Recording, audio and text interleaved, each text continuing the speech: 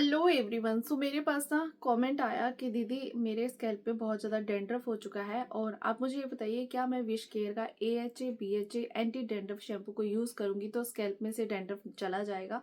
क्योंकि डेंड्रफ के कारण मुझे स्कैल्प में बहुत ज़्यादा इच्ची भी फील होता है, यानी कि बहुत ज़्यादा खुजली होती है। तो डेंड्रफ से खुजली होना तो एक नेचुरल सी बात होती है। तो मैंने उनके कमेंट में रिप्लाई किया कि पहले आप मुझे ये बताइए कि आपको डेंड्रफ किस टाइप का है, मतलब आपको डेंड्रफ ऑयली है या ड्राई है। तो उन्होंने कहा डेंड्रफ भी टाइप का होता है, ये हमें नहीं पता, हमें तो ये पता है कि डेंड्रफ डेंड्रफ होता है। तो भाई चलो आज की वीडियो में मैं आपके साथ यही चीज शेयर कर पाऊंगी, क्योंकि पता है क्या है, कमेंट्स में इतने ज्यादा आंसर्स देना पॉसिबल नहीं रहता है, बहुत ज्यादा टाइम कंज्यूमिंग रहता है और बहुत सारे लोगों को नॉलेज भी नहीं होगी, शायद बहुत सारे लोगों को पता भी होगा। तो भाई पहले मैं आपको बताऊंगी कि डेंड्रफ कितने टाइप के होते हैं और उसके बाद मैं आपको बताऊंगी कि विश केयर का ये AHA BHA anti dandruff shampoo किस तरह से काम करता है, करता भी है या नहीं करता है, एंड किस तरह के डेंड्रफ पे ये काम करता है।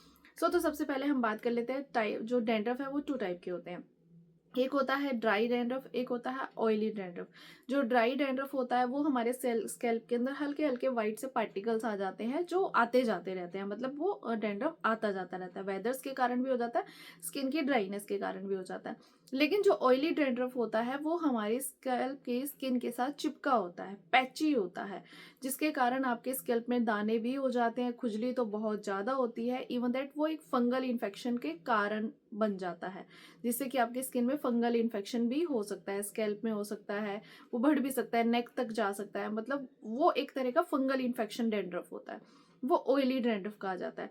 जो स्कैल्प डेंड्रफ, जो ड्राई डैंड्रफ होता है वो डैंड्रफ इजिली रिमूव हो जाता है, लेकिन जो ऑयली डैंड्रफ होता है वो इजिली रिमूव नहीं होता, उसके लिए ट्रीटमेंट चाहिए होता है।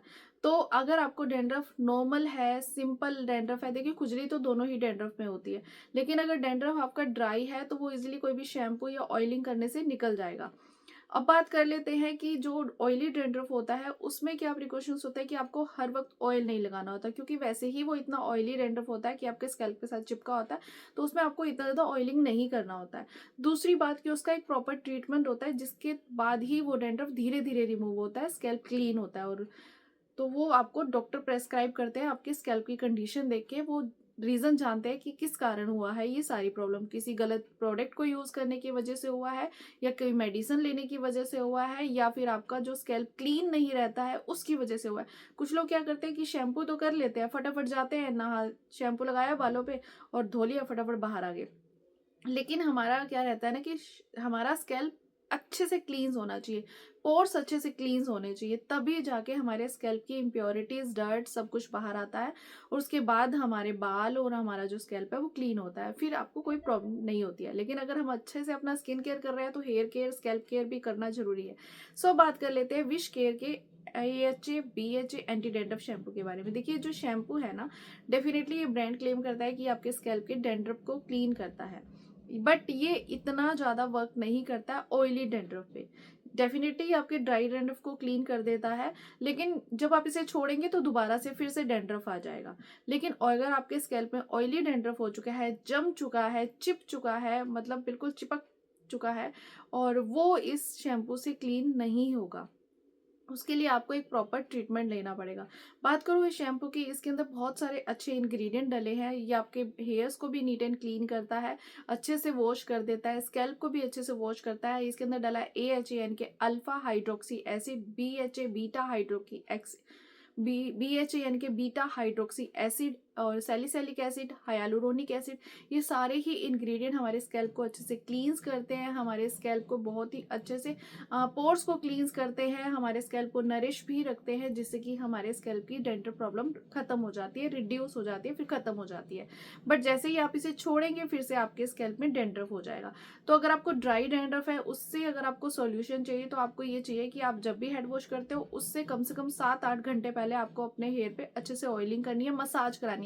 ऑयलिंग का मतलब ये नहीं है कि बालों पे ऑयलिंग कर ली और खत्म, स्कैल्प की मसाज होनी चाहिए, आपके स्कैल्प के रूट्स के थ्रू आपका जो ऑयल है वो स्किन के अंदर जाना चाहिए। तब भी ही आपकी जो स्किन है वो नरिश हो पाएगी, जिससे कि आपको डैंड्रफ की प्रॉब्लम इन फ्यूचर देखने को नहीं मिलेगी। मतलब आपके स्कैल्प की मसाज होनी चाहिए, बालों से ज़्यादा स्कैल्प की मसाज होनी चाहिए ऑयल से, जो भी ऑयल आपको सूट करे। अब मैं तो ऑलमोस्ट क्या है कि कोकोनट ऑयल ही यूज़ करती हूँ, ऑलमोस्ट बचपन से हम वही यूज़ करते आ रहे हैं। कभी कभी रिव्यू करना होता है दूसरे ऑयल को यूज़ करके देख लेती हूँ, बट मेरा फेवरेट कोकोनट ऑयल ही है। ऐसा नहीं है कि कोकोनट ऑयल बेस्ट है, मतलब सबको, कुछ लोगों को कोकोनट ऑयल भी सूट नहीं करता, वो हर किसी का स्किन टाइप अलग होता है। सो अगर बात करें इस शैम्पू के बारे में, ये जो शैम्पू है, एक तो ये आपको पड़ेगा कुछ 250 ml की क्वांटिटी आपको मिलेगी कुछ 300 से 350 रुपए के बीच में। तो बात करूँ, ठीक है, अफोर्डेबल है, ऐसा कुछ नहीं है।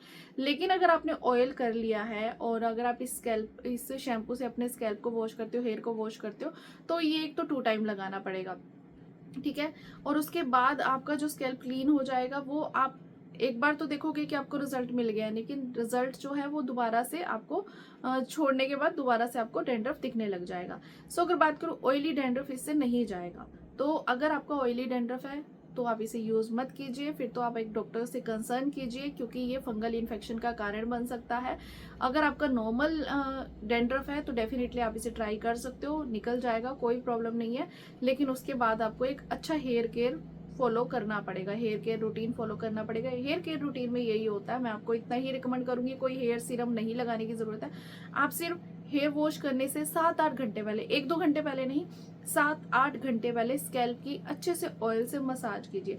आप कोकोनट ऑयल भी यूज कर सकते हो, ऑलिव ऑयल भी यूज कर सकते हो, आलमंड ऑयल भी यूज कर सकते हो। आपको जो भी स्कैल्प पे सूट कर जाए वो ऑयल आप यूज कर सकते हो।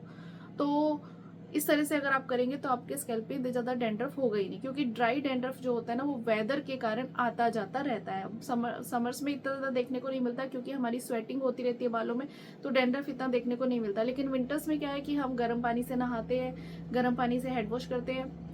अगर आप जरूर से ज्यादा गर्म पानी से हेड वॉश भी करते हैं ना, तो भी आपको डैंड्रफ की प्रॉब्लम हो सकती है। अगर आप नॉर्मल ल्यूकवार्म वाटर से हेड वॉश करते हो तो इतनी ज्यादा डैंड्रफ प्रॉब्लम देखने को नहीं मिलेगी। इवन दैट हमारी स्किन भी बहुत ज्यादा ड्राई हो जाती है, क्योंकि हम गर्म पानी से नहाते हैं, और सर्दियों में वैसे भी हमारी स्किन में ड्राइनेस ज्यादा आ जाती है। तो कोशिश ये करो, एक तो ल्यूकवार्म वाटर का यूज करो हेड वॉश करते हुए, दूसरा ये स्कैल्प को थोड़ा सा नरिश रखो, यानी कि ऑयलिंग जरूर करो वीक में एटलीस्ट 2 टाइम, जब भी हेड वॉश करते हो उससे 7-8 घंटे पहले। और उसके बाद जब आप हेड वॉश कर लेते हो तो अच्छा सा कंडीशनर भी यूज करो। मतलब ये नहीं है कि आप हर हफ्ते ही कंडीशनर यूज करो, एटलीस्ट मंथ में 3 या 4 बार तो कंडीशनर यूज कर ही लो, जिससे कि आपका जो स्कैल्प है वो ठीक रहेगा, आपके बाल भी स्मूथ रहेंगे और आपको इस तरह की प्रॉब्लम देखने को नहीं मिलेगी।